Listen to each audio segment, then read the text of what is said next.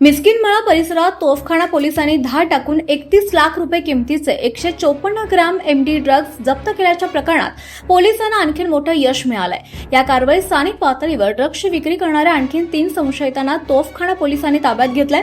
अली शकील शेख वय वर्ष 19 राहणार गोविंदपुरा, दानिश फारुक शेख वय वर्ष 29 राहणार जुना घासकली आणि कासिफ सज्जाद खान वय वर्ष 26 राहणार जुना मुकुंदनगर अशी ताब्यात घेतलेल्या तिघांची नावे आहेत। या प्रकरणात पोलिसांनी याआधी जिशान शौकत सय्यद, रिहान जावेद शेख आणि वसीम खलील बागवान या तिघांना अटक केली असून त्यांच्याकडून खेळण्यातील पिस्तूल आणि चाकू जप्त करण्यात आले होते।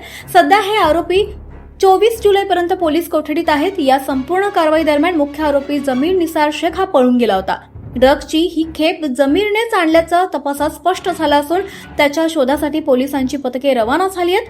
अटकेत असलेल्या आरोपींच्या चौकशीतून मिळालेल्या माहितीच्या आधारे पोलिसांना ड्रग्जच्या स्थानिक वितरणाचं मोठं रॅकेट उघडकीस येण्याची शक्यता आहे।